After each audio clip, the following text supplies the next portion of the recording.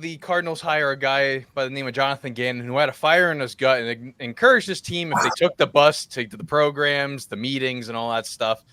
Yeah, trying to get the team hyped, and that was the joke a year ago. They make a trade for Josh Dobbs, who was really electric for the team early on, despite only having one win before he was yet again traded to the Minnesota Vikings. And Kyler Murray returned to kind of get this team back on track. 4-13 a year ago. And it looks like they could be going in the right direction and hopefully not towards the direction of where this burrito might be heading to, some of their fans or, whoever's eating this thing during or after a game. I mean, God bless anyone's soul who's going to consume this thing. But yeah, Kyler Murray, healthy off the ACL. He's going to be playing and not playing in the preseason. It's already been announced, but here we are, the 2024 Arizona Cardinals, who should have a fire in their gut. I don't know, because they take the bus. If you could win $1 million to finish that, which one of you would have the best? Me 10 years ago would eat that thing. I'll finish, but I'll need the money to pay for my hospital bills. Stomach pump. Yeah, is the stomach pump covered by insurance? You're gonna have to pay me a lot of money to eat that thing, bro. You will never be the same. I think your bowels will never be the same. I can tell you that.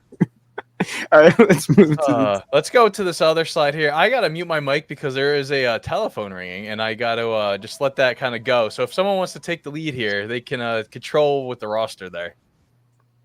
Colton, you want to do it? Yes, I mean, clearly Will just touched on and Dom just touched on Kyler Murray, finished this season last year. Big pick for the Arizona Cardinals. They've been missing a wide receiver one now since the departure of guys like A.J. Green, DeAndre Hopkins. Who is that? That would be Gus Johnson.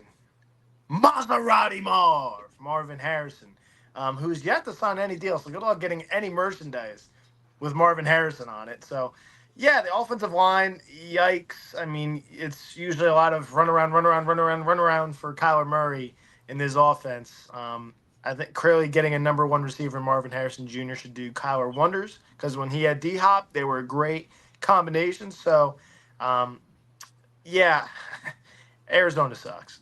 I'm just going to keep it at that. I mean, what else are you getting excited about on this offense outside of Maserati Marv and Kyler Murray? Seriously, that excites you guys? They do have the offensive line solidified now with Paris Johnson now going into year 2. They signed Jonah Williams, who didn't want to play right tackle, and he was complaining about that in Cincinnati. Now he's the right tackle of the Arizona Cardinals. Lo and behold, how that works. Not really too sure. But yeah, they do lose Hollywood Brown. He goes to Kansas City. They trade Rondale Moore for Desmond Ridder, so they already lost in that trade. But there is a guy on this offense I really want to look at the receiving here, and it's not the number 4 overall pick. It is the 3rd round pick, Michael Wilson from 2023. He finished last year with about 35 catches, 500 yards, 3 touchdowns. So expect that workload to go up a lot this year, and he might be a really good number 2. And maybe a late reach fantasy option for someone, deep in the draft trying to find their late round gems, trying to win a league. Yeah, if Will's saying that, do quite the opposite. Quentin Johnson, number one. Do not grab him. If you're going to pick anybody besides like Harrison and McBride, I mean, Dortch should be the guy. They also got Zay Jones. Little Greg Dortch. They also bring in Zay Jones from the Jaguars. Zach Pascal. They also got another great tight end here, and Don doesn't have to make any references about anything that he said last week.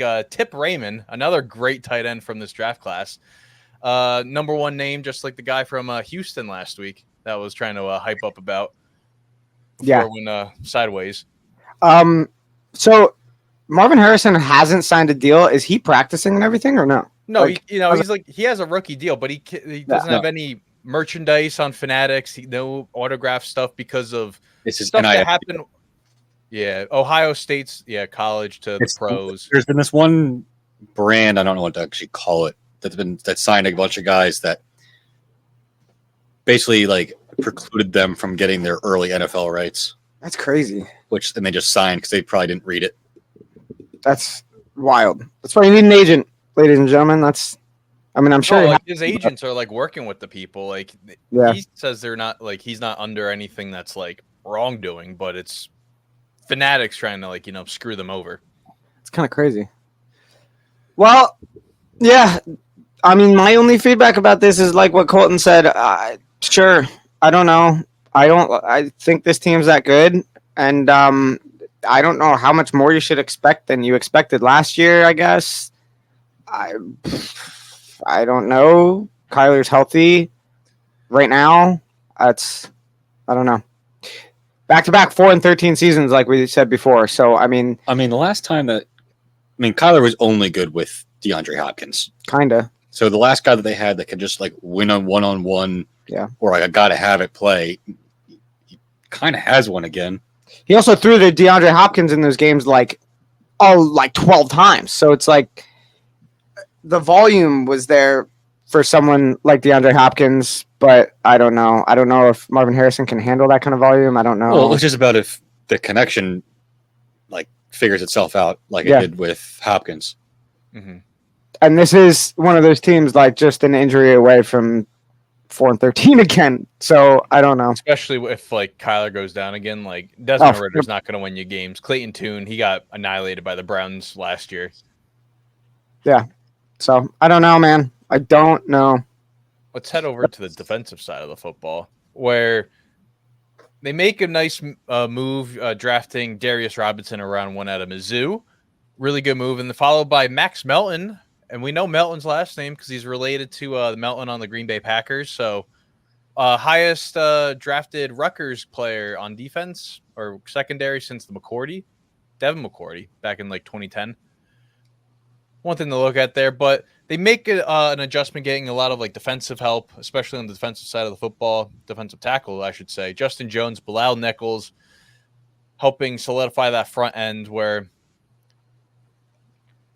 Gannon was really strong with the Eagles, especially with the rotation that they had, that Super Bowl year. I know you're laughing at me. I was drawing a blank. I'm just thinking of fire in your gut. I'm laughing at you trying to sell me on Arizona's defense here. I mean, they still got Buda Baker. This guy, this team's. Oh, God. Oh, no, Colton fell. Oh, no. He had the burrito. God, it's going down again. He had the burrito. They're not good. It's just like the Cardinals defense on my phone. They both suck, and they both will fall. So They both and they both will go down. I can tell you that. Jeez, I don't know, man. Like even Sean Murphy Bunting hasn't really been good, I guess. So that addition is like whatever too. I don't know. I'm expecting them to be better than they were last year. They had 8 single score games that they were like by.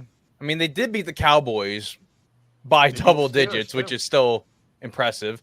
And when Kyler came back, they had wins with Kyler, and they almost beat the Seahawks to close out the season if Matt Prater knew how to kick a field goal. Not shank it and go, just 17 yards the other direction.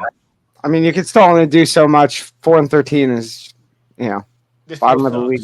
This team sucks. The only thing I'm excited about is Marvin Harrison and Kyler Murray. That's better. This team sucks. Not McBride? No, could care less. I don't know. I mean, I think McBride's at least a decent tight end. He helped me win a fantasy. Fine. So I'm pretty excited. There's a lot of other better tight ends that I'm more entertained with. So McBride in this division too. There's a lot of good ones in this division too. But yeah, let's pull up the schedule here. Let's dissect this. Of course, you put that thing on him. I can't believe you. I forgot I did that. I changed to the schedule. And I was like, that's funny. Yeah. I mean, having to go out to Buffalo week 1, that's like horrible. Going out to the East Coast, especially as a West Coast team. And then you got 3 consecutive home games, and they're not easy at all. Maybe the Commanders.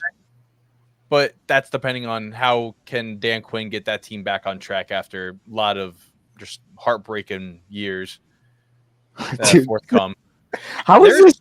There's nothing that's easy about this. Like, oh, hey, yeah, you play the Commanders. Oh, you got to go to San Fran, and then you got to go to Green Bay.